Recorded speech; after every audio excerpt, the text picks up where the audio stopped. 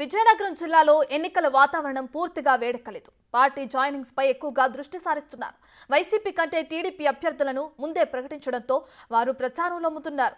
BJP ఇంకా టీడీపీతో కలవలేదు. జనసేన మాత్రమే కలిసి వెళ్తోంది. వైసీపీ ఇంకా ప్రచారం ప్రారంభించలేదు.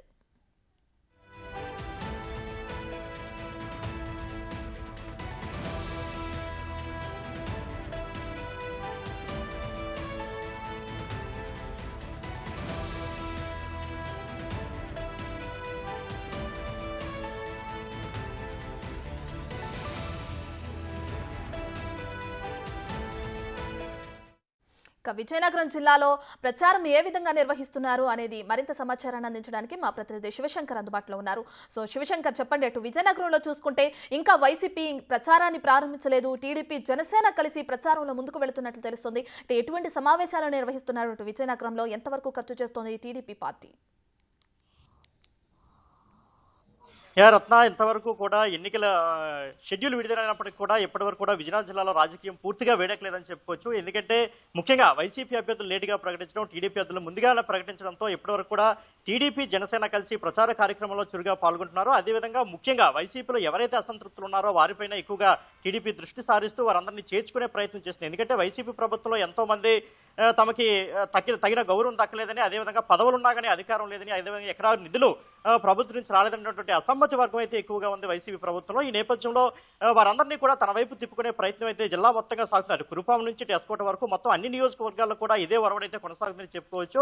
అయితే విజయనగరం, పార్వతీపురం, నెల్లిమర్ల, గజపతి నగరం, అదేవిధంగా సాలూరు, బొబ్బిలి, పార్వతీపురం, అదేవిధంగా కురుపాం ఈ నియోజకవర్గాల్లో టీడీపీ అభ్యర్థులు పూర్తిగా ప్రచారం నిర్వహిస్తున్నారు. చీపురుపల్లి, ఎస్కోట్లో ఇంకా టీడీపీ అయితే అభ్యర్థులను ప్రకటించలేదు. ఈ నేపథ్యంలో ఉన్న ఎవరైతే అభ్యర్థులను ప్రకటించిందో ఈ టీడీపీ పార్టీ ఏ స్థానాల్లో అయితే అభ్యర్థులను ప్రకటించి వారందరూ కూడా ప్రచారంలో అంత స్పీడ్ గా వెళ్ళినప్పటికీ కూడా కొంత మేరకు ప్రచారం నిర్వహిస్తున్నారు. అదేవిధంగా చేరికల మీద కూడా పూర్తిగా దృష్టి సారిస్తున్నారు. దాంతో పాటుగా మనం చూస్తున్నట్లయితే ముఖ్యంగా అటు చీపురుపల్లిలో బొత్స సత్యనారాయణపై గంటా శ్రీనివాసరావు పోటీ చేసే అవకాశం ఉందని కూడా తెలుస్తుంది. ఈ నేపథ్యంలో కొంత అక్కడ చీపురుపల్లిలో వాతావరణం వేడెక్కిందని చెప్పుకోవచ్చు. ఎందుకంటే 4.5 సంవత్సరాలుగా కిమిడి నాగార్జున నేను ఎక్కడే పనిచేస్తున్నానైతే ఆయన బాహాటంగానే చెప్పారు.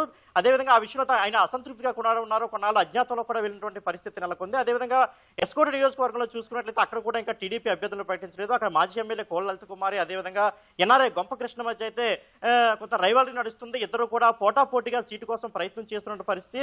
ఈ నేపథ్యంలో అసలు టీడీపీ పూర్తిగా అంటే ఈ 2 నియోజకవర్గాలు మినహాయించినట్లయితే మిగతా 7 నియోజకవర్గాల్లో కూడా టీడీపీ, అదేవిధంగా జనసేన. నెల్లిమర్ల అయితే మనం చూసుకున్నట్లయితే అనూహ్యంగా నెల్లిమర్లో ఫస్ట్ నుంచి కూడా టీడీపీ కంచుకోట, కానీ నెల్లిమర్లో జనసేనకైతే ఉమ్మడి కూటమి అభ్యర్థిగా జనసేనకైతే సీటు కేటాయించింది. అక్కడ కూడా ఆవిడ అటు టీడీపీని కలుపుకునే వాళ్ళలో కొంత ప్రస్తుతానికైతే కొంత ఇబ్బంది పడుతున్నారు.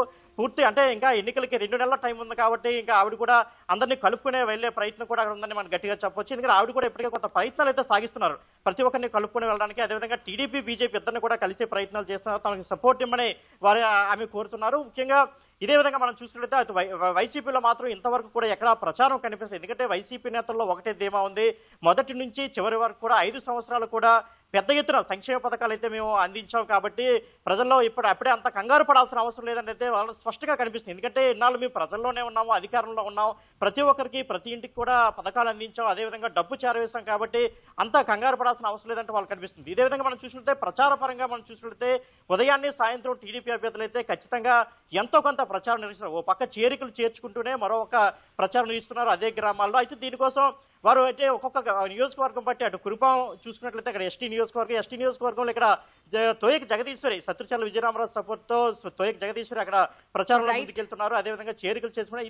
ఈవిడికి చాలా తక్కువ అమౌంట్ అయితే ఖర్చు అవుతుందని చెప్పొచ్చు. నెల్లిమర్లలో మాత్రం జనసేన అభ్యర్థికి మాత్రం ఎక్కువ స్థాయిలో డబ్బు ఖర్చు పెట్టేటువంటి పరిస్థితి అక్కడ స్పష్టంగా కనిపిస్తుంది. ముఖ్యంగా ప్రచార వాహనాలకు కావచ్చు, అదేవిధంగా అభ్యర్థులు వెంట తీసుకెళ్ళడానికి కావచ్చు, వారందరినీ మోటివేట్ చేస్తూ ముందుకు తీసుకెళ్లే ప్రయత్నంలో ఆవిడ ఎక్కువగా సుమారు ఒక రోజుకే 2 నుంచి 3 లక్షల రూపాయలు ఖర్చు చేసినట్లయితే వార్తలు వస్తున్నాయి.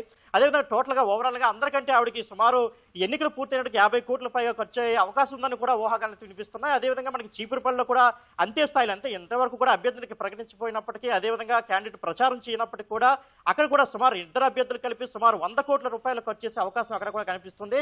అదేవిధంగా ఎస్కోట్ నియోజకవర్గంలో వైసీపీ ఎమ్మెల్యే కడిబండి శ్రీనివాసరావు కూడా ఎక్కువగా డబ్బు ఖర్చు పెట్టే అవకాశం ఉంది. సో అందువల్ల అక్కడ ఎన్ఆర్ఐ తీసుకొచ్చే ప్రయత్నం కూడా టీడీపీ చేసిన ఒక ప్రచారం అయితే ఉంది. సో ఈ నేపథ్యంలో టోటల్ గా మనం చూసుకున్నట్లయితే పూర్తిగా వేడెక్కలేదు. కానీ ప్రతి ఒక్కరు కూడా చేరికల మీద దృష్టి సారించారు. ముందుగా అవతల పార్టీ ఉన్నటువంటి అసమ్మతి వర్గాన్ని మనలో చేర్చుకుంటే గెలుపుకి ఈజీ అవుతుందనేది ఒక ఆలోచనతో ఉన్నట్టు తెలుస్తోంది Ratna. Right, thank you Shivshankar.